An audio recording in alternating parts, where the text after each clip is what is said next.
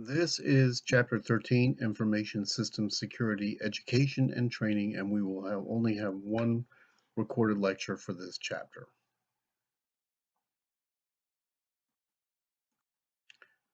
The topics: how to learn information systems security through self-study education programs, what continuing education programs are available, what post-secondary degree programs are available, what information systems security training programs are available, and what security awareness training is and what it should include. The goals: when you complete this chapter, you'll be able to identify self-study education programs and information systems security, locate continuing education programs and information systems security, compare post-secondary higher education degree programs and information systems security, identify which organizations offer information systems security education programs, and identify an organization's security awareness program. Learning objective: describe information systems security educational opportunities and professional certifications. The key concepts: self-study education programs and information systems security, continuing education programs and information systems security, post-secondary higher education degree programs and information systems security, organizations that offer information systems security education programs and security awareness programs. So the advantage of self-study programs. First, we'll talk about self-motivation. If you're a self-motivated individual and can work long hours in front of your own computer, then information system security and cybersecurity may be for you. After all, hackers and perpetrators spend countless hours on their computers planning attacks and conducting reconnaissance and port scanning on selected targets. Equal time should be spent learning to avoid their attacks. Low cost. Self-study is generally the least expensive training option, given that open source tools and applications are available in the public domain for hands-on labs and skill set readiness. You need to buy only those materials required to meet your goals. You can choose the materials that best fit your budget. Some self-study materials are available for no cost. Purchasing network equipment, computers, RAM, storage media, and high-speed internet connectivity may also be required if you build your own information systems security or cybersecurity test lab. Virtualizing your lab systems reduces your costs. Flexible materials. With self-study, you select the resource materials you like best. Different people learn in different ways. You might prefer a video course, whereas another person might prefer a printed book. Either way, self-study gives you the option to find the resources that best suit your learning style. Flexible schedule. You can study when it works best for your schedule. Some people study better in the morning, others study better in the evening. The self-study option lets you decide which study schedule works best for you. Personal pace. When you're doing it yourself, you get to set the pace. The self-study option lets you decide how fast you want to cover the training material. You may need to explore some topics slowly and other topics more quickly. An additional advantage is that you can go back and cover a topic again if you need to. Supplemental materials. No one is an expert in every area, and no area is exclusively taught by one expert. Most students in any subject benefit from additional materials at one time or another. When you select your own resources, you can decide when to use supplemental materials. Your initial search for primary materials will likely give you a feel for good additional materials if and when you need them. But of course, there are some disadvantages. Procrastination. One of the most common pitfalls of self-study is procrastination. There's so many demands on your time, it is often difficult to justify setting aside time to study. Furthermore, you may find that self-study takes more time than you planned. You'll need discipline and commitment to stay on schedule. Seriously consider how well you will be able to stick to a study schedule when you're studying on your own time. Resource selection. Although choosing your own resources can be an advantage, it can also be a disadvantage. It is very difficult to assess the value of a resource without really studying it first. Some resources look great at first glance but don't have the depth or value you need. A large number of options available to you can make the process of identifying the best products difficult. Lack of interaction. Self-study is one-way instruction technique. You don't get any feedback from other students or an instructor. If you like learning with others, self-study may not be the best option for you. Although most people do benefit from interaction, the inconvenience and cost of other options may limit you to self-study. Quality. Most self-study resources specifically target the low-cost student market. In other words, they are low-cost products to meet limited budgets. That doesn't mean these products aren't good. It just means they don't have the same appearance as the high-cost products. In some cases, quality directly relates to cost. However, there are very good inexpensive resources, and there are expensive resources that have limited value. Carefully look over the materials you purchase. Validated outcome. If you're using self-study just to learn about security topics, validation may not be a concern for you.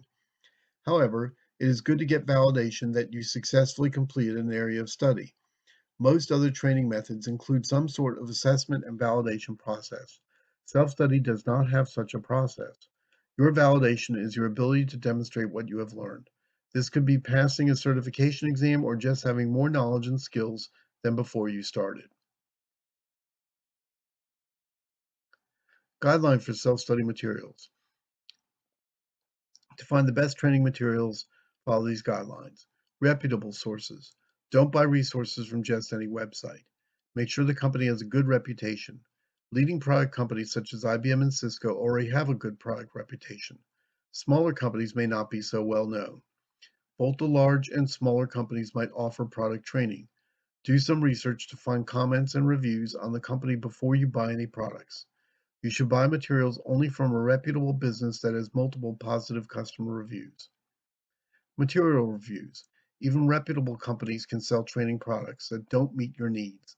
In addition to checking the reviews for each vendor, look for product reviews too. You should be able to find positive reviews for the book or course you want to buy. A simple internet search on the product name should provide reviews or comments on its quality. Multiple products. Retailers that provide multiple products tend to have better quality training products. It takes a substantial investment to develop and market a range of related products. The product creators want to ensure that the quality is high to generate additional sales. Be careful though. Don't blindly assume that quantity is the same as quality. Some retailers just carry anything they can sell. When in doubt, search for product and vendor reviews. Hands-on skill set labs. Many self-study training programs do not offer a hands-on lab or virtual lab capability.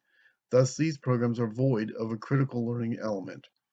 If you're interested in learning and passing a professional certification exam, you may not need hands-on skill sets. If you're trying to learn a new skill set and need hands-on experience performing information system security or information assurance tasks, make sure your training program incorporates hands-on lab activities. You will need to build your own information system security or cybersecurity test lab. By having your own cybersecurity lab, you'll be able to obtain the hands-on skills set needed to practice combating hackers and perpetrators. Instructor-led programs. These are alternative to self-study learning. Continuing education group can be part of the school or closely related educational unit. They provide formal training courses that lead to a certificate or professional certification and not a degree. Courses can range from very general to highly specific and technical. These courses meet various needs of community members, including the following: preparatory classes for degree programs, enrichment classes for adults, summertime camp-style classes for children and youth, professional training, and certification preparation. Certificate programs. Certificate of completion is a document that is given to a student upon completion of the program and signed by the instructor. It attests that the person has completed the course and made a significant score on an assessment. Specific to an educational institution, and many programs are available online. Continuing education programs. They keep practitioners current and informed. You can earn continuing professional education CPE, continuing professional development CPD, credit for courses measured in continuing professional education CPE units, typically 50 minutes of classroom instruction per CPE. Post-secondary degree programs offered through colleges and universities. Programs are available for information system security, cybersecurity, and information assurance. Includes not-for-profit schools and for-profit schools. May be classroom delivered, online delivered, or blended delivered for associate level up to PhD. Consider what career opportunities and employment you seek first. Post-secondary degree programs, NSA and DHS sponsored programs. It's the National Security Agency and Department of Homeland Security. The book talks about the CAE, IAE, but here the text is incorrect. It is now the CAE or CDE, and Georgia Southern is one. That stands for Center of Academic Excellence in Cyber Defense Education, which is CAE, CDE. The old one, IAE, was in Information Assurance Education. And CAER, for example, Georgia Tech is one. They are also, and the R is for research, they are also now CAE, CDE. In fact, there are about 8 centers of academic excellence in cyber defense education in the state of Georgia. The first one was Kennesaw State, I believe. We are one. Middle Georgia State University is one. Again, Georgia Tech, University of North Georgia. I believe the school in Brunswick, what's that? The Coastal Georgia University. I believe they are one, but I'm not sure. The CAE CDE program identifies educational institutions that meet the program's information assurance educational guidelines. Doing this or achieving this was not a trivial matter. As Armstrong, it required a complete calendar year effort in 2015. The designation was achieved as Armstrong State University and then was transferred to Georgia Southern in 2018, which was still a rigorous but somewhat less rigorous effort.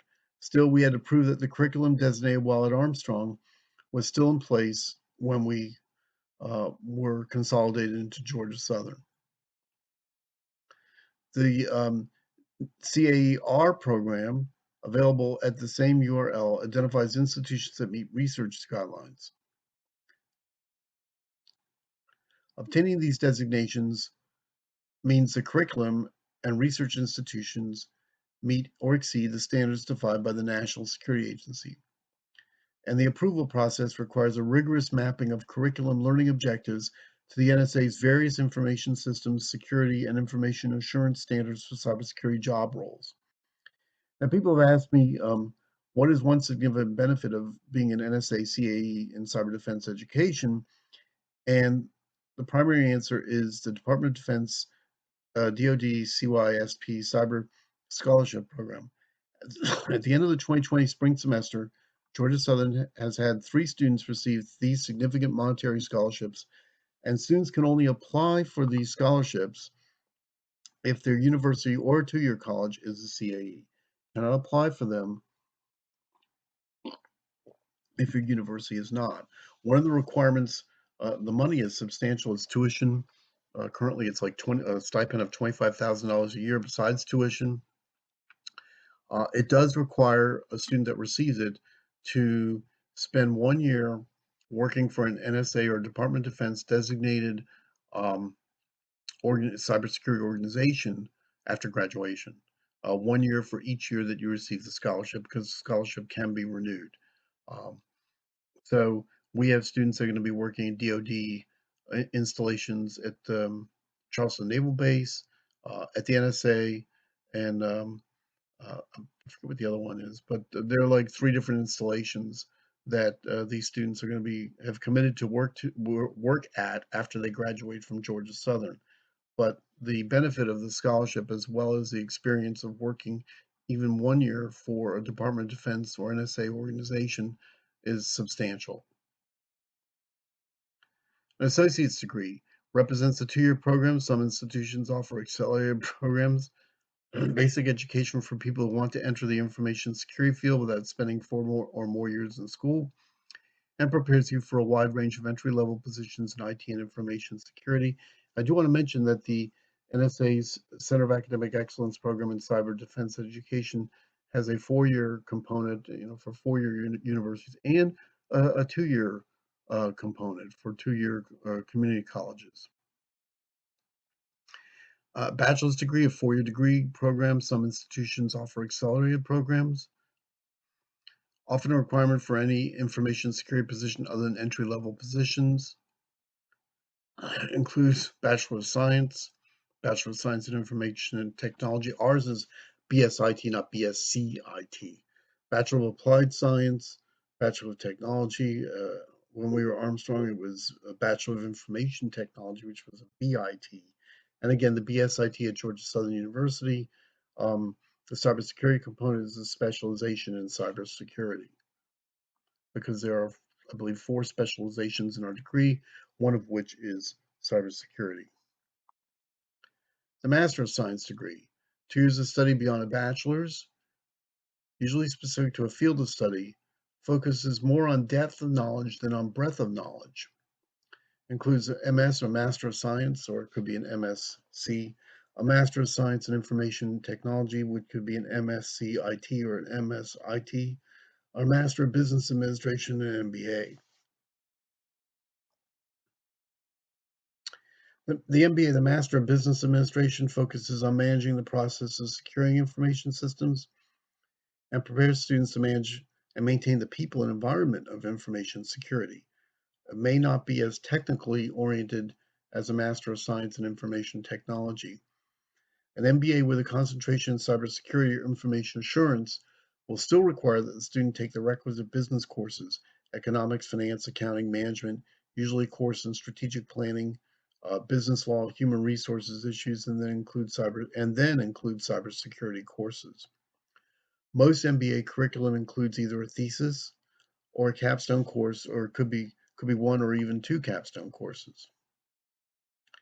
Doctoral degree represents the most respected academic honor, is the most difficult to obtain, requires rigorous coursework and extensive research, takes from 3 to 5 years, but that varies. Includes a Doctor of Science or Doctor of Information Technology. You don't see that many of those. Mostly it's PhD, Doctor of Philosophy in information technology or in computer science or in there aren't too many right now in cybersecurity, but they're growing. Information security training programs. These differ from security education programs in their focus on hands-on skills and in their duration. Meet for intensive sessions lasting from a few hours to several days. Rapidly train students in one or more skills or to cover essential knowledge in one or more specific areas. Many specifically prepare students for certification exams. Security training requirements. The NIST 800 series publications contain procedures necessary to keep IT environments secure, and I mentioned them in Chapter 12. The special publications in the NIST 800 series, you could create your own cybersecurity program for your organization and your own training program for your organization just out of those publications. The U.S. OPM, which is the Office of Personnel Management, requires that federal agencies provide training suggested by the NIST guidelines. Requires agencies to train current employees and new employees within 60 days of their hire date.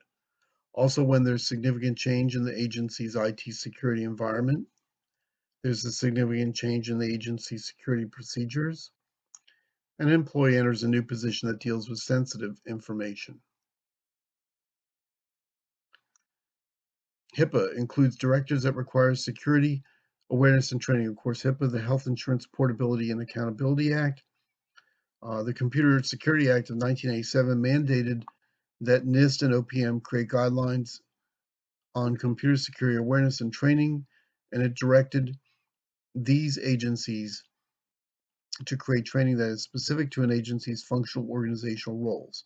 NIST Special Publication 800-16, Information Technology Security Training Requirements, a role and performance-based model includes these guidelines. Then there's NIST as Special Publication 800-50. We talk about awareness, establishing a security awareness program, a continuous process to keep all personnel vigilant. This can include acceptable use policy, reminders, log-on banners, posters, email messages, and any other techniques to keep personnel thinking about security. Training in malicious software, training on log-on monitoring procedures, um, and training on password management.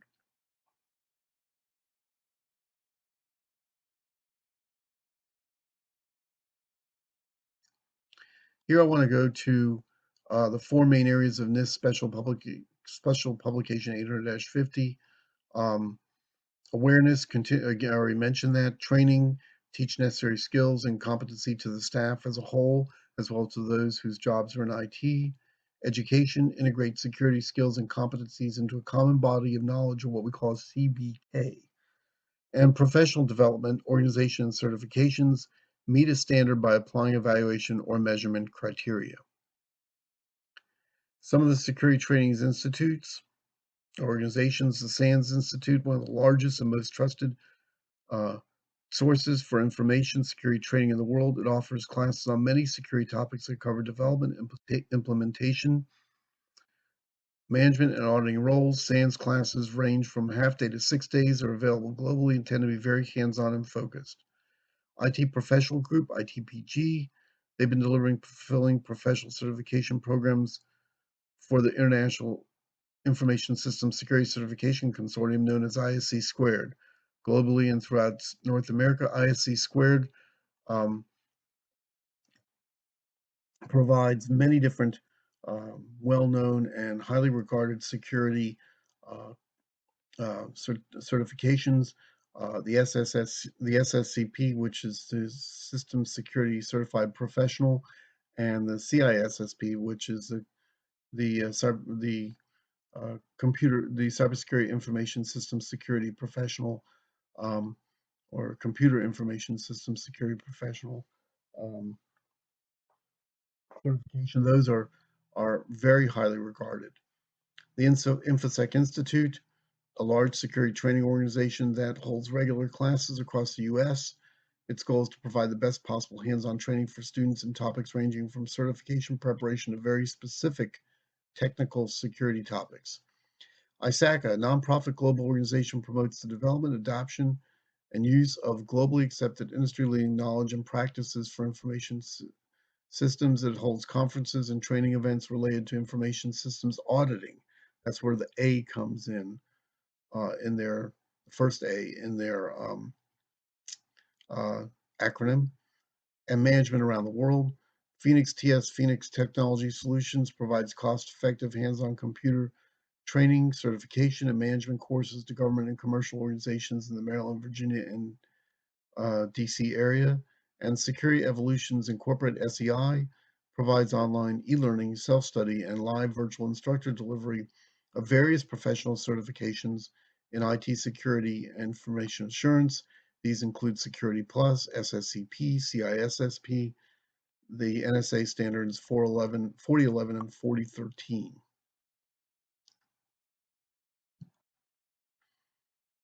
Training in an organization. All organizations must have security awareness training. That's part of a security awareness campaign, which includes training, periodic newsletters and memos, lunch and learn training sessions, and security incidents that are opened as a result of a security policy violation. Topics reinforced in the acceptable use policy and the organization's annual security awareness training include compliance with regulatory requirements and laws.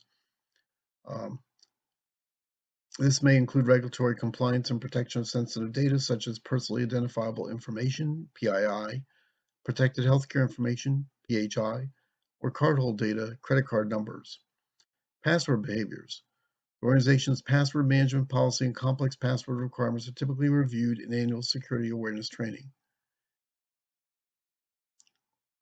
Information data classification, handling, and labeling. This is an important part of security awareness training that reminds employees of proper handling for regulated sensitive data versus non-regulated data. Clean desk policies.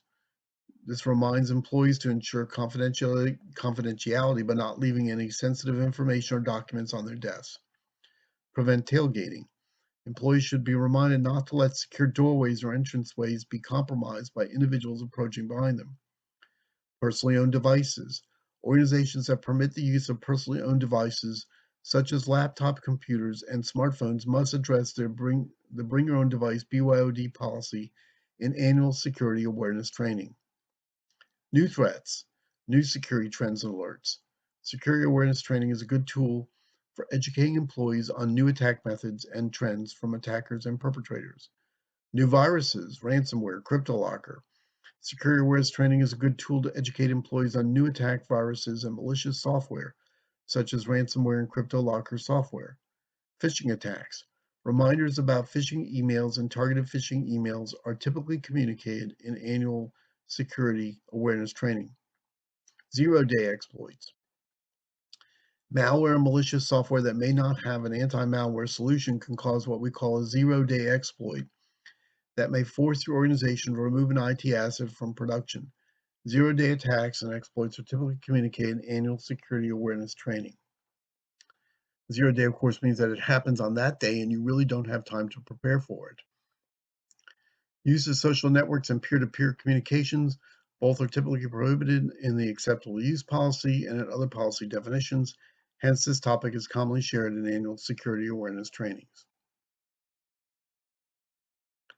So in summary, we talked about self-study education programs and information systems security, continuing education programs and information systems security, post-secondary higher education degree programs, organizations that offer information systems security education programs, and security awareness programs. That concludes Chapter 13.